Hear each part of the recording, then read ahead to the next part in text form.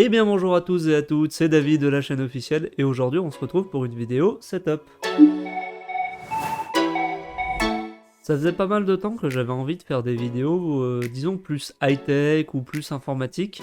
Et donc du coup je me suis dit quel meilleur moyen de commencer cette série de vidéos que par vous présenter mon setup. Pour ceux qui sont intéressés par certains produits qui sont dans cette vidéo, les liens sont dans la description. Alors le bureau, c'est pas un bureau dont j'ai la référence ou dont j'ai le nom, donc je pourrais pas vous le dire, mais en gros c'est un bureau qui a pas mal de points positifs. Donc il a deux étagères de part et d'autre de la planche, ça permet d'une part de ranger tout ce qui est stylo ou disque dur ou quoi que ce soit, et de l'autre côté j'ai un casier qui me permet de ranger tout mon matériel photo et vidéo. Mon tapis de souris est un tapis de la marque OK, et c'est un tapis dit XXL, c'est-à-dire que ça va permettre de poser à la fois son clavier et sa souris dessus. Ce qui fait que du coup ça ne bouge pas et ça permet d'avoir une plus grande surface pour la souris. Ensuite passons au clavier, le clavier c'est un clavier de la marque Corsair, c'est le K55 RGB. Je trouve que c'est un super rapport qualité-prix, parce qu'il tourne autour des 50-60€ sur Amazon, et que pour ce prix là on a quand même 6 touches macro complètement programmables et des touches multimédia. Alors bien sûr on restera sur un clavier à membrane, pas de mécanique ici. On passe maintenant à ma souris, elle est de la marque Klim, c'est la KlimSkill. Alors je sais que tout le monde n'est pas fan forcément de cette marque, mais à l'époque j'étais pas au courant de ce qu'ils faisaient. Pour ceux qui voudraient savoir, je vous laisse vous documenter par vous-même et je vous mets quelques liens en description. Pour ma prochaine souris, je pense la remplacer par la Logitech MX Master 3 que j'ai commandée et qui arrive bientôt, je vous ferai une vidéo dessus.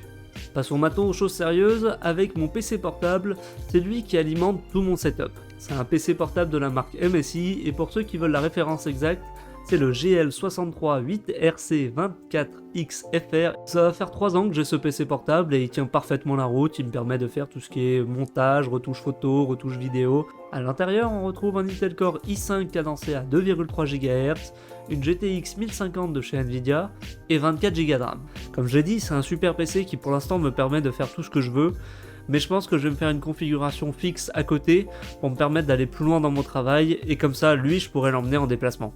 Ce PC a tout de même quelques inconvénients, son autonomie n'est que de 2 heures, alors c'était le gros point faible de ce PC marqué sur la fiche technique. Pour moi c'était pas tellement un désavantage parce que je le laissais brancher tout le temps, mais c'est vrai que si je dois l'emmener en déplacement, ça va commencer à être compliqué. Bien sûr ce PC n'a pas que des points négatifs, il a aussi un point positif qui est le nombre de connectiques qu'il y a sur ce PC. Il a du HDMI, il a du jack, il a de l'Ethernet, il a du USB 3.0, il a de l'USB Type C, il a du DisplayPort, il a même un lecteur de carte SD. Donc pour moi c'était un super rapport qualité-prix quand je l'ai acheté.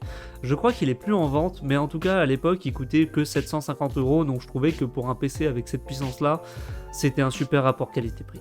Il est posé sur un refroidisseur de la marque Klim, alors ça fonctionne bien, mais comme je vous l'ai dit, renseignez-vous, les liens sont dans la description. Et ce refroidisseur, il est posé sur un support d'écran, ce qui me permet d'avoir mon PC portable à hauteur des yeux. En plus de l'écran de mon PC portable, j'ai aussi un écran de la marque Samsung à côté, ce qui me permet d'avoir un double screen. Alors c'est pas un super écran, mais au moins ça me permet d'avoir un double screen et il fait parfaitement l'affaire. Niveau son, j'ai les Z313 de chez Logitech, ce sont de bons haut-parleurs, ils viennent avec 2 enceintes et un caisson de basse qu'on peut mettre sous le bureau, et c'est des bonnes enceintes qui peuvent monter jusqu'à 50 watts, c'est pas la meilleure qualité du monde, mais moi ça me permet d'écouter de la musique tranquillement pendant que je travaille.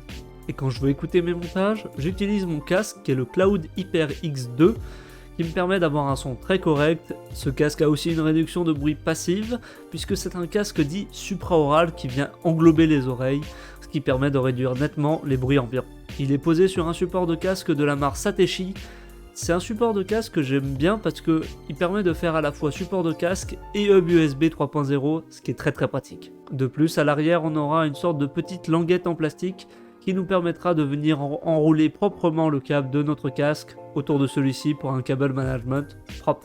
Et pour finir, je m'enregistre avec le Bird UM1, c'est un super micro à 60€, pour ceux qui veulent débuter c'est vraiment génial, et je l'ai posé sur un bras que je recommande pas forcément, mais je vous en laisse un en description. Merci beaucoup d'avoir regardé cette vidéo, je vais faire d'autres vidéos avec les prochains produits que je vais recevoir pour du coup changer cela, et pouvoir faire évoluer mon setup. Donc si vous voulez voir ces vidéos, n'hésitez pas à vous abonner et à mettre la cloche pour être au courant de tout. Et puis moi, je vous retrouve dans une prochaine vidéo. Salut!